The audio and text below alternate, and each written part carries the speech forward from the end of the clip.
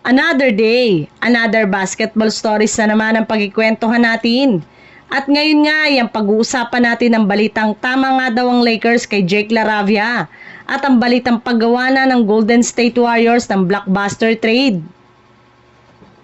Bago pa man nagkaroon ng breakout game si Jake LaRavia sa Los Angeles Lakers laban sa Minnesota Timberwolves, ay sa Memphis Grizzlies ay isa nga siya sa mga pinaka-minaliit na player sa kanilang team matapos ang maaga niya dito na pag-struggle sa kanyang shooting. Halos wala rin naman nga itong masyadong naiambag sa kanilang depensa since ginagamay pa nga nito ang sistema ng kanilang kupunan.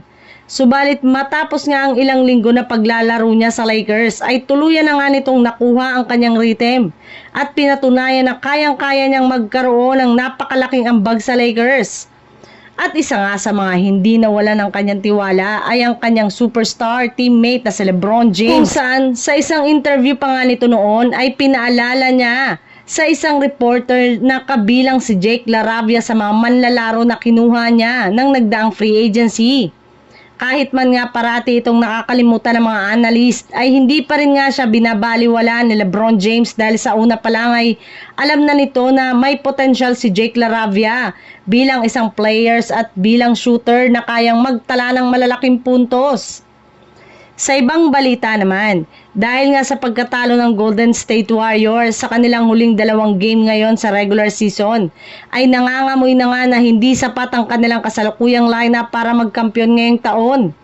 Kaya dahil nga dyan ay hindi na nga sinasarado pa ng kanilang front office ang kanilang kagustuhan na makakuha ng isang legit na superstar, big man sa mga susunod na taon.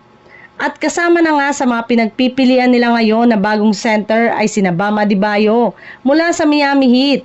Nakasalukuyang nire-recruit ngayon ni Jimmy Butler na lumipat sa Golden State Warriors. Kasali rin naman nga dito si Giannis Antetokounmpo na hanggang ngayon ay plano pa rin nilang kunin sa isang trade sa mga susunod na taon para itandem kay Stephen Curry.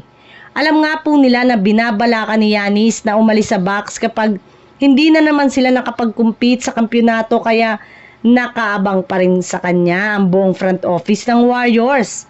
Pero syempre, bago pa man nga nila makuha either si Adebayo o si Giannis Antetokounmpo, ay kailangan muna nga ng kanilang team na magsakripisyo ng kanilang mga manlalaro.